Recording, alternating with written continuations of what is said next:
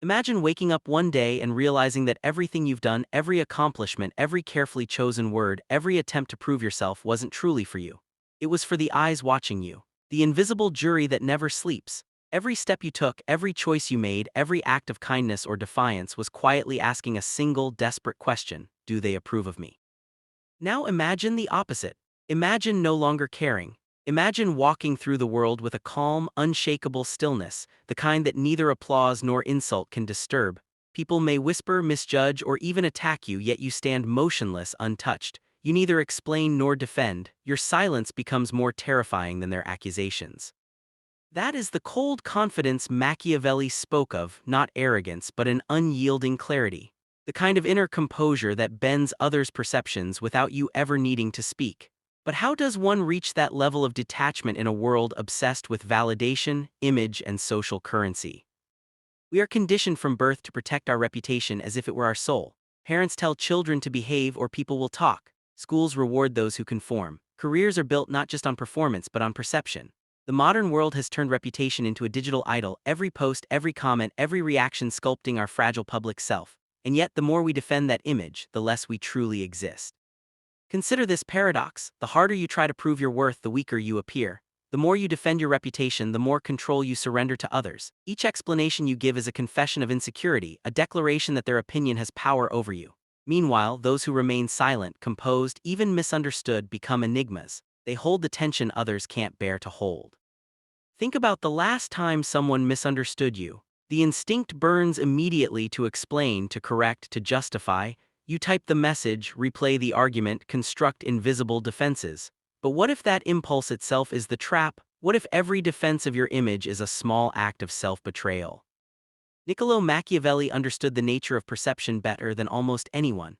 He knew that reputation was essential but not fragile. It was a weapon, not a wound.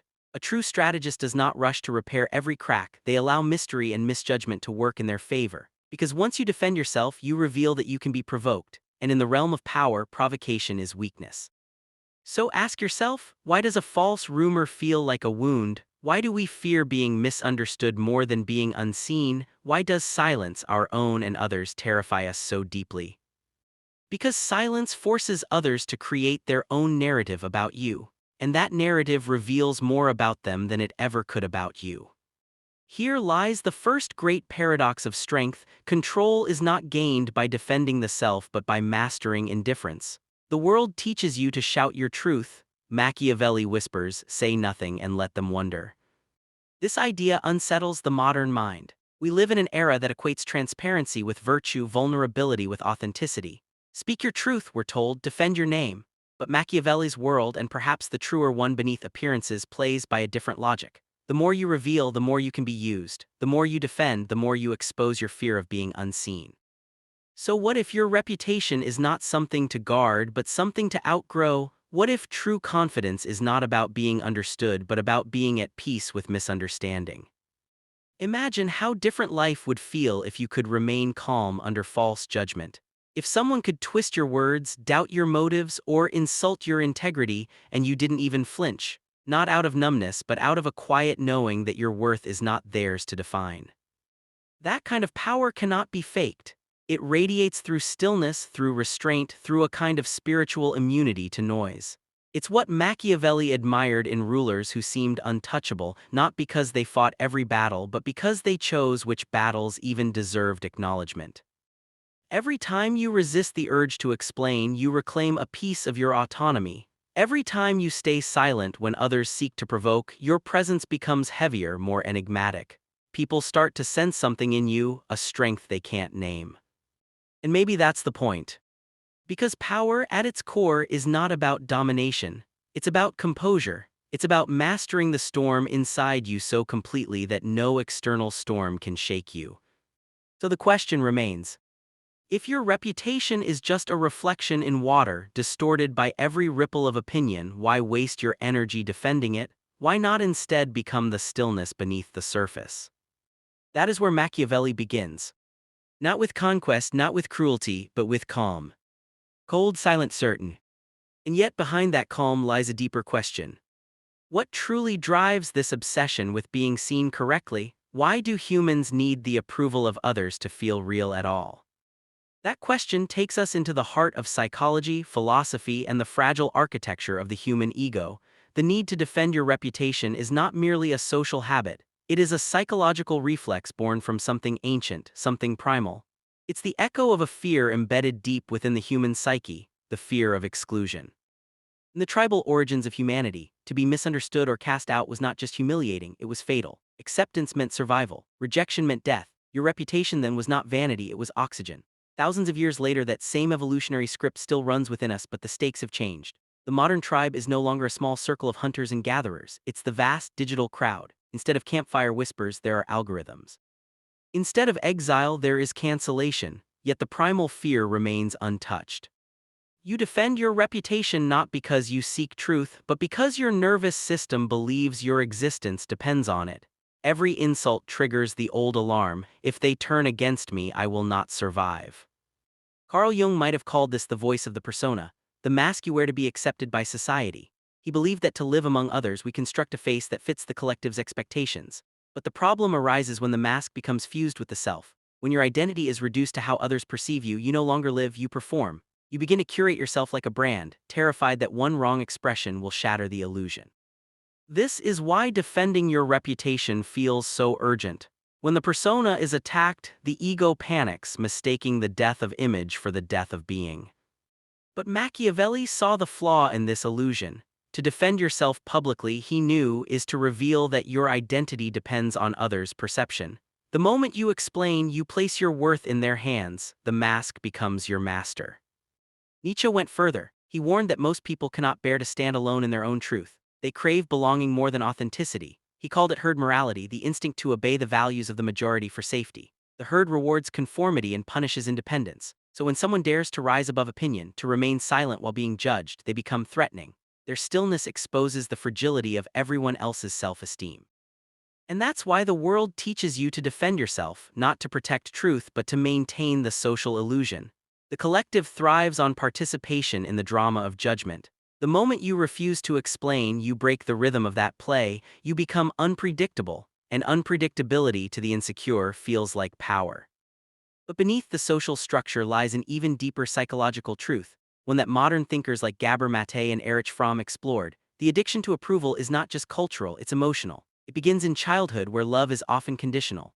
A child learns that affection follows performance, good grades, good behavior, the right opinions. Approval becomes a drug, and like any addiction, it requires constant maintenance. Every time someone questions your reputation, they threaten your supply. So you rush to explain, to restore the flow of validation. You become dependent on the external to stabilize the internal. Machiavelli understood this dependency long before psychology gave it a name. To him, emotional dependence was the death of strategy. A ruler who defends his name too quickly shows attachment. A ruler who allows misinterpretation demonstrates control. The latter owns his narrative even in silence. Arthur Schopenhauer might have called this the will to appear. He observed that people rarely seek truth, they seek appearance because appearance grants influence. Yet paradoxically, the more one chases influence through defense, the less influential they become. The world senses need, and need repels power. This is the essence of Machiavelli's cold confidence. True authority does not chase validation, it generates it by withholding response. But the psychological roots of this power extend even deeper, into the realm of self-perception. Defending your reputation presupposes that there is something fragile to defend. It assumes the self is a brittle structure held together by others' opinions. In truth, what you call your reputation is merely an echo of collective perception, a reflection bouncing between mirrors. And reflections, no matter how flattering or distorted, are not real. Jean-Paul Sartre described this experience as the gaze of the other. He argued that the moment you become aware of being seen, you lose your freedom. You begin to act as the object of another's perception, adjusting your movements to fit their expectations. You become both the actor and the watched. Your life transforms into theater. Machiavelli's genius lay in recognizing how this gaze can be manipulated.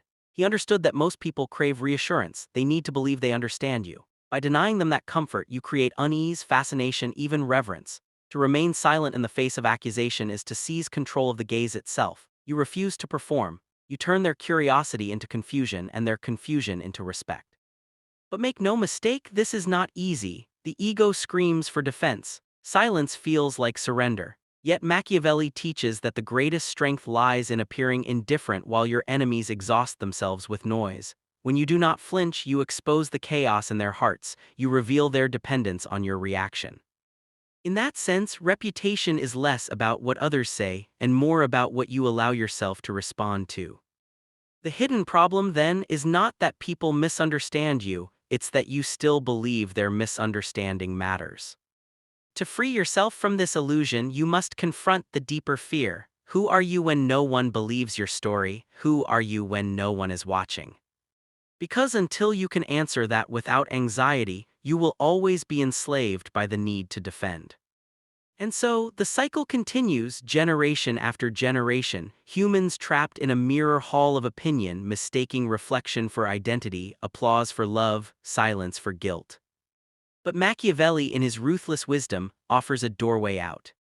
Not through argument, not through explanation, through the mastery of perception itself.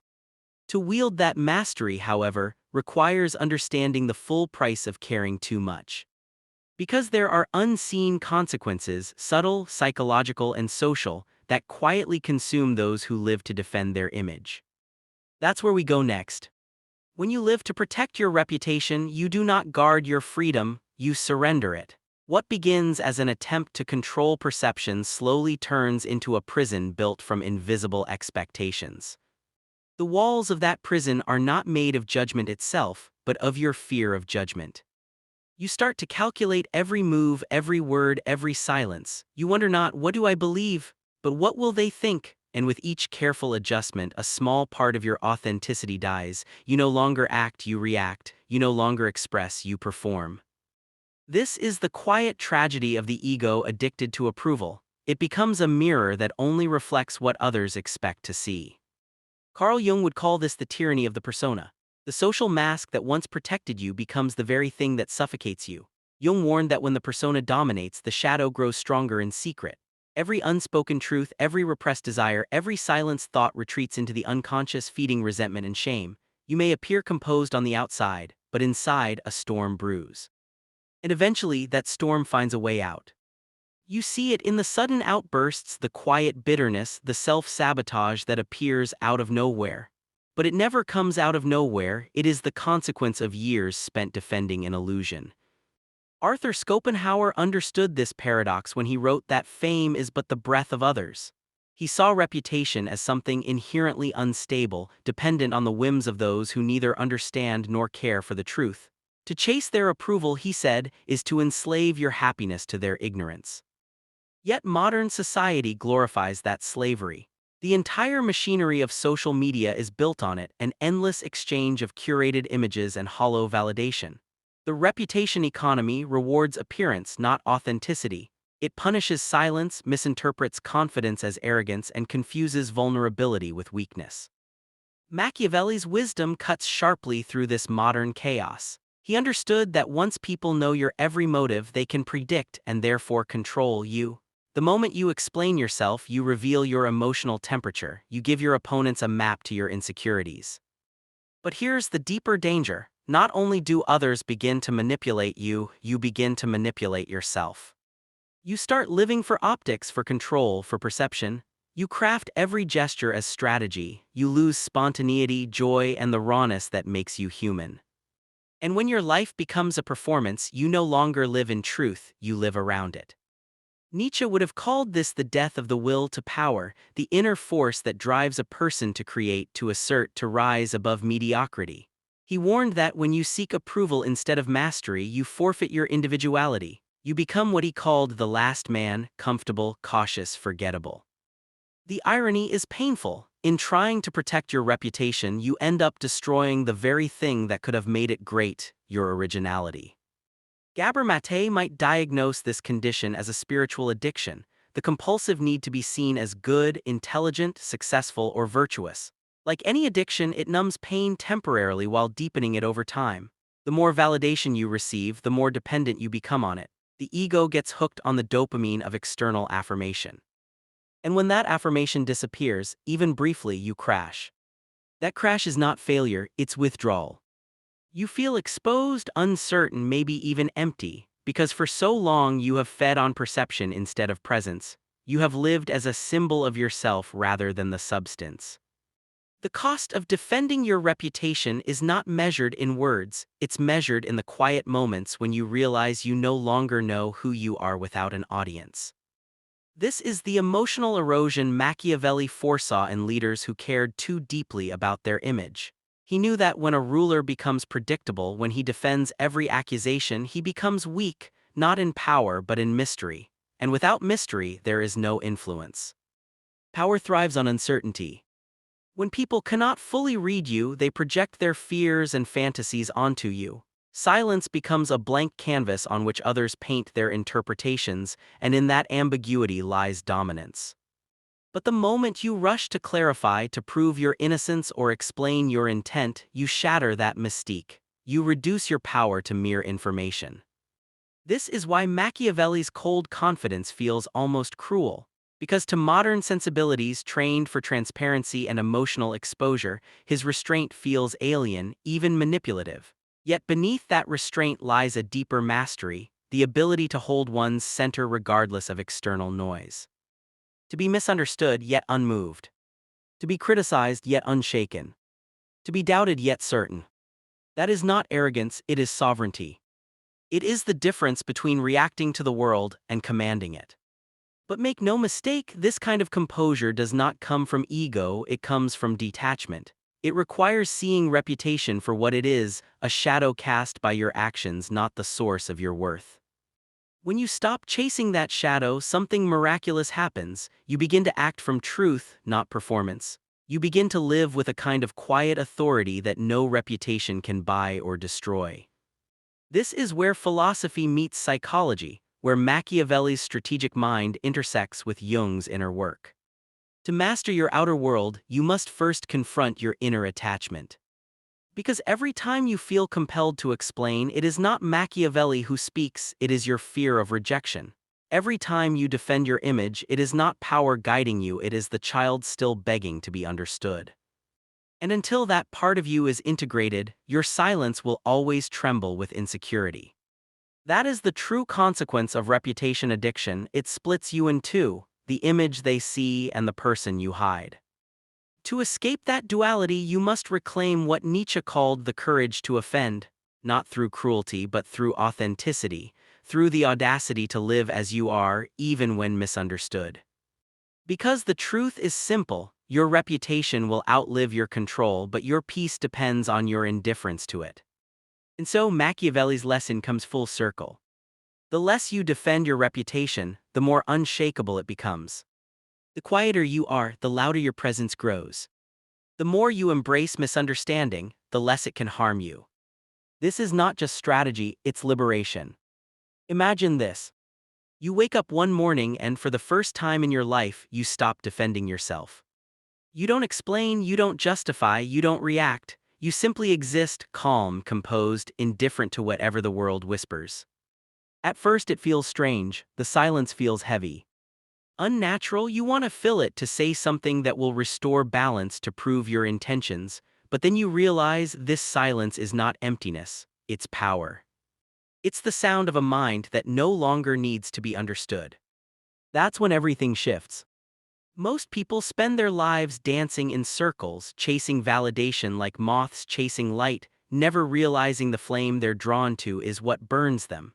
But the ones who escape, the ones who rise above the noise, are those who master the art of strategic indifference. Machiavelli understood this centuries ago. Control is not achieved by force but by composure. You cannot control others, only the emotional reactions they provoke in you. And when you refuse to react, when you meet accusation with calm silence, you rob the world of its power over your peace.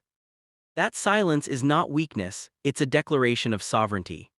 Because nothing terrifies people more than the one who does not flinch. In a world obsessed with defending, explaining, and clarifying, your stillness becomes rebellion. It unsettles, it confuses, it exposes the insecurity of others. Most will not understand your calm, they'll call it arrogance, coldness, or pride. Let them.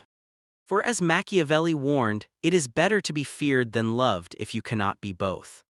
But fear in his philosophy did not mean terror, it meant respect. To command respect, one must be unpredictable, unreachable, unbothered. That is the secret of cold confidence. And yet, there's something deeper here, something Jung, Nietzsche, and Machiavelli all touched in their own ways. The person who no longer defends their reputation has transcended ego itself. It's not that they don't care what others think, it's that they finally understand how little it matters. They see that perception is just projection, that every judgment says more about the speaker than the subject.